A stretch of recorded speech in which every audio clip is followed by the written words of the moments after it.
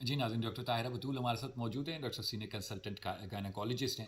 Doctor صاحب سے آج ہماری تفصیل سے بات ہوئی ہے وومن ویل بینگ کے سلسلے میں، نیوٹریشن کے سلسلے میں۔ ایک بہت سی چیزیں ڈسکس کی ڈاکٹر صاحب نے۔ ایک جو چیز بڑی امپورٹنٹ تھی جو کہ ڈاکٹر صاحب نے بتایا کہ جی ایک شخص، ایک خاتون کھاتی اچھا ہے، اس کی باڈی بھی ہیلدی ہے، لیکن پھولی ہوئی باڈی ہے، جان کوئی نہیں ہے۔ اکثر یہ ہم ہماری خواتین میں دیکھتے ہیں کہ جی ویٹ بہت ٹھیک ٹھاک ہوتا ہے لیکن جان بالکل نہیں ہوتی، تھکاوٹ بہت جلدی ہو جاتی ہے۔ کیا وجہ ہے اس کی ڈاکٹر صاحب پلیز؟ اس میں یہ ہے کہ ویٹ گین ہوتا ہے آپ کا کاربوہائیڈریٹ سے۔ جی جب آپ بہت زیادہ گندم، چاول جی اور چینی لیں جی جی تو پھر آپ کا ویٹ بڑھتا ہے، جی لیکن آپ کی ہیموگلوبن نہیں بڑھتی اس سے۔ ٹھیک ہے آپ کا جو فیٹ ہے وہ بھی کاربوہائیڈریٹ کی فارم میں آپ کے باڈی پہ ڈپازٹ ہونا شروع ہو جاتا ہے۔ آپ جب الٹرا ساؤنڈ کراتے ہیں تو تقریباً 70% فیمیل جو ہے ان کا کہا جاتا ہے فیٹی لیور، ان کے لیور میں فیٹ ڈپازٹ ہو گئی ہوتی ہے، اور لیور کے جو اپنے انزائمز ہوتے ہیں وہ کام نہیں کر رہے ہوتے، تو سارے باڈی کے اوپر ایک فیٹ کی لیئر آ جاتی ہے۔ تو کاربوہائیڈریٹس منیمم ہونے چاہیے آپ کی ڈائٹ میں، نمبر 1۔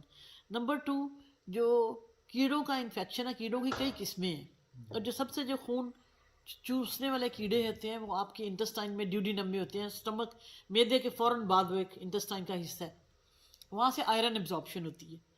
وہاں ہک وام ہوتے ہیں، وہ وہاں پہ اینکر کر لیتے ہیں، وہ اینکر کرتے ہیں اور وہاں سے نکلتے نہیں ہیں، اور ان کے جو پروڈکشن ہوتی ہے ان کے ایگز کی وہ ملینز کے حساب سے ہوتی ہے۔ آپ ایک دفعہ میں ورماکس یا اینٹی ہیلمینتھک کھا کے ان سے جان نہیں چھڑا سکتے، آپ کو سیریل ہر مہینے 6 ٹیبلٹ کا کورس کرنا پڑتا ہے، کم از کم 3 مہینے یا 4 مہینے کے لیے۔ پھر آپ کو اپنے اسٹول میں ان کو چیک کرانا پڑتا ہے کہ اس میں بلڈ تو نہیں آ رہا۔ اگر آپ کے اسٹول میں بلڈ آ رہا ہے، ورم کے انڈے آ رہے ہیں، تو آپ نے نجات حاصل نہیں کی۔ یہ آتے کہاں سے ہیں؟ یہ آتے ہیں مٹی سے۔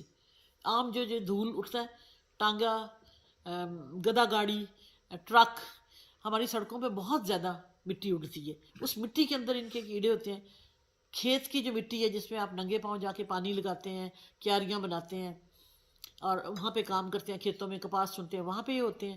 پھر گاؤں میں عورتیں لیپ کرتی ہیں اپنے گھر کا، اس میں مٹی سے گارا بناتی ہیں، پھر اسے اس کے اندر ہوتے ہیں، اور یہ یہاں سے آپ کی انگلیوں کے اندر سے، پاؤں کی انگلیوں کے اندر سے اندر چلے جاتے ہیں، بلڈ ویسلز کے ساتھ ساتھ ٹریول کرتے ہیں، پھر جا کے وہاں پہ اپنا گھر بنا لیتے ہیں۔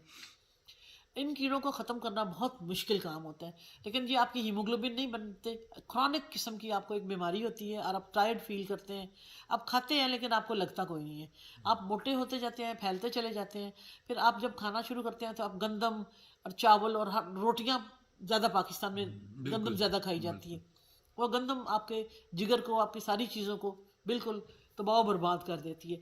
ہر بندے کا ایک آئیڈیل ویٹ ہوتا ہے، آپ کا وزن تو بڑھتا جاتا ہے، آپ اوور ویٹ ہو جاتے ہیں، لیکن آپ کی ہیلتھ اندر سے خراب ہو رہی ہوتی ہے، تو یہ صرف ایک مٹی کے کیڑے کی وجہ سے۔ دوسری ایک بڑی امپورٹنٹ بات آپ لوگ یاد رکھیں کہ بعض بچے رات کے 2-3 بجے کھانستے ہیں، بعض خواتین بھی آ کے کہتی ہیں کہ صبح تو سارا دن ٹھیک ہوتا ہے، رات سوتے میں بڑی کھانسی آتی ہے۔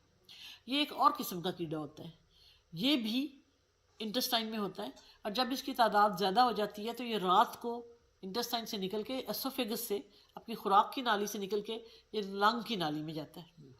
جب یہ وہاں جاتا ہے، یہ اتنا چھوٹا ہوتا ہے کہ وہاں اریٹیشن کرتا ہے، تو بچہ خشک کھانسی کھانستا ہے، اور رات کو پھر کھانسی کا اس کو تھو لگتا ہے۔ جو بچہ رات کو کھانسی کرتا ہے اور اٹھ کے بیٹھ جاتا ہے، یا خواتین جس طرح سے اٹھ کے بیٹھ جاتی ہیں، تو ان کو فوراً اس کو ڈاکٹر سے رجوع کرنا چاہیے، یا اس کی بھی دوائی ہے اینٹی ہیلمینتھک، وہ اس کی ٹائپ ڈفرینٹ ہے تھوڑی، تو وہ لینی پڑتی ہے۔ لیکن یہ ایک سمپل سائن ہے کہ اگر آپ کا بچہ دن میں ٹھیک رہتا ہے، رات کو کھانسی سے اٹھتا ہے، تو سمجھ لیں اینٹروبیس ورمیکیلس اس کو نام ہے، اس کا نام، تو پھر اس کی بھی علاج کرنا پڑتا ہے۔ تو یہ 2 کیڑوں کے بارے میں آج میں نے آپ کو بتایا۔ بہت شکریہ ڈاکٹر صاحب، تھینک یو۔